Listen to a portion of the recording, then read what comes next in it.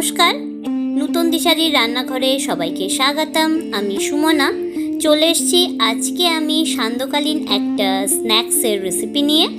দুর্দান্ত লাগে খেতে, আর সন্ধ্যের সময় কিছু খেতে ইচ্ছা করে, তো যদি এরকম স্ন্যাক্স গ্রিন চাটনির সাথে খাওয়া যায়, পমফ্রেট ফ্রাই দারুণ লাগে। আমি এই পমফ্রেট ফ্রাইয়ের সঙ্গে যে গ্রিন চাটনির রেসিপিটা আছে সেটা কিন্তু লিঙ্ক শেয়ার করে দিয়েছি আমার ডেসক্রিপশন বক্সে, আপনারা দেখে নেবেন। আর বেশি কথা না বাড়িয়ে চলে আসি রেসিপিতে। ভিডিওটা সম্পূর্ণ দেখবেন, টেনে দেখলে কিন্তু আপনারাই বুঝতে পারবেন না। স্টেপ বাই স্টেপ আমি দেখিয়ে দেব আর অনেক টিপস দেব, আপনারা কিন্তু ফলো করে রেসিপিটা বানাবেন, তাহলে একদম পারফেক্ট কিন্তু ফ্রাই হবে। একটা বড় সাইজের পমফ্রেট মাছ নিয়েছি।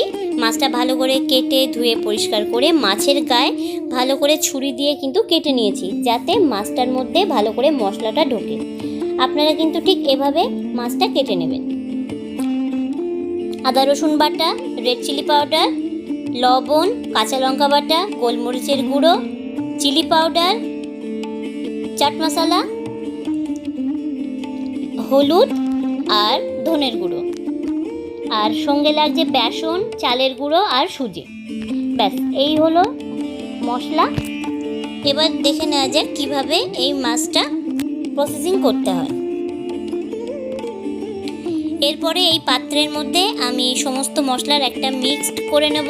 2 চামচ দিলাম আমি আদা রসুন বাটা, আর 1 চামচ দেব আমি লবণ। লবণটা আপনারা আপনাদের স্বাদ মতো দিয়ে নেবেন।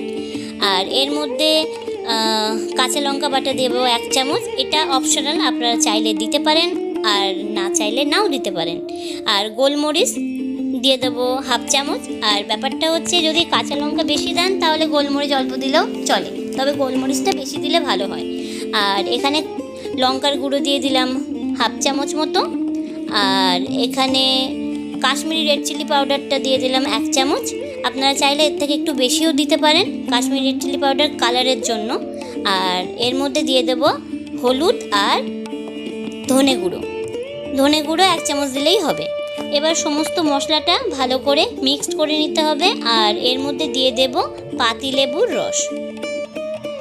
আমি এখানে অর্ধেক পাতিলেবু নিয়েছি, নিয়ে এই রসটা আমি এর মধ্যে দিয়ে দেব।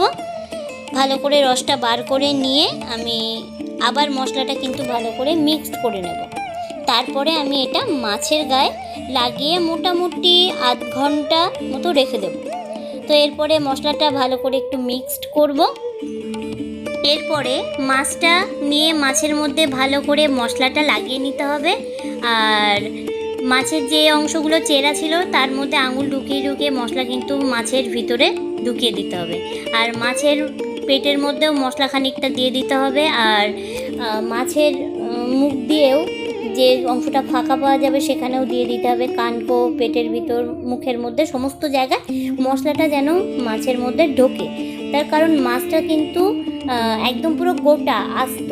অনেকেই মাছটা একদম মধ্যখান থেকে চিড়ে নেয়, তো চিড়ে তার মধ্যে মশলা দেয়। আমি চিড়লে অনেক সময় ফ্রাই করতে সমস্যা হয় বলে আমি মাছটা চিড়িনি, কিন্তু এইভাবে মশলাগুলো ঢুকিয়ে দিয়েছি। এরপরে আসবো আরেকটা স্টেপে, সেটা হচ্ছে যে শুকনো কিছু উপকরণ দিয়ে সেটা মাছটা কিন্তু কোটিং করতে হবে। তো এর মধ্যে দিয়ে দিলাম 3 চামচ মতো বেসন, 2 চামচ চালের গুঁড়ো আর 2 চামচ সুজি। এই শুকনো উপকরণগুলো দিয়ে আমি এর মধ্যে দিয়ে দেব চাট মশলা আর লবণ, দিয়ে ভালো করে মশলা কিন্তু মাখিয়ে নিতে হবে।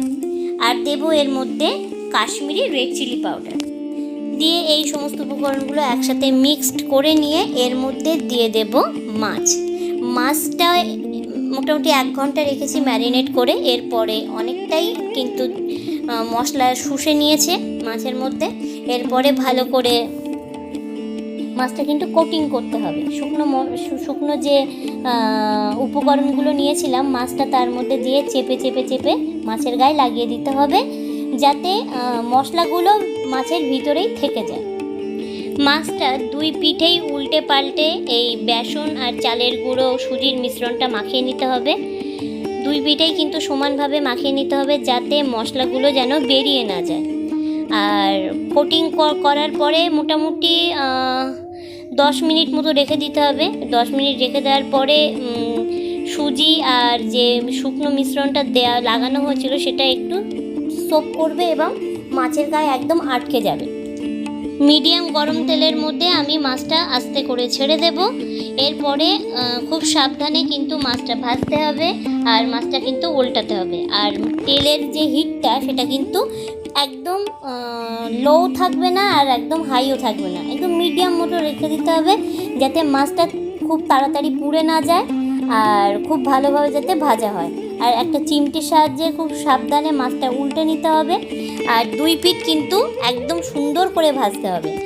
আর মোটামুটি 10 মিনিট মতো লাগে এই মাছটা ভাজতে, যেহেতু মাছটা অনেকটাই বড় তো সাবধানে ভাজতে হবে। মোটামুটি 2-3 বারের বেশি আমি মাছটা উল্টে পাল্টে ভেজে নেব। আমার 2 পিঠে কিন্তু খুব সুন্দরভাবে ভাজা হয়ে গেছে, একদম ব্রাউন কালার হয়ে গেলে তারপরে আমি এই মাছটা তুলে নেব। তো আমার মাছ একদম ভাজা হয়ে গেছে, আমি চিমটির সাহায্যে মাছটা ভালো করে ধরে তুলে নিয়েছি যাতে তেলটাও যা থাকে পড়ে যায়। এরপরে আমি একটা প্লেটের মধ্যে মাছটা নিয়ে নিয়েছি আর এরপরে হচ্ছে গার্নিশ করার পালা। সুন্দর করে গার্নিশ করে নিতে হবে। আমি এখানে গ্রিন চাটনি, টমেটো সস, স্যালাড সহযোগে সুন্দর করে গার্নিশ করে নিয়েছি। আর এই পমফ্রেট ফ্রাইটা গ্রিন চাটনির সঙ্গে কিন্তু বেশ ভালো লাগে খেতে। আর আপনি যদি আমার চ্যানেলে নতুন হয়ে থাকেন আর আজকের এই রেসিপিটা যদি আপনার ভালো লেগে থাকে, অনুরোধ রইল চ্যানেলটাকে সাবস্ক্রাইব করে পাশে থাকা বেল আইকনটা প্রেস করে দেবেন।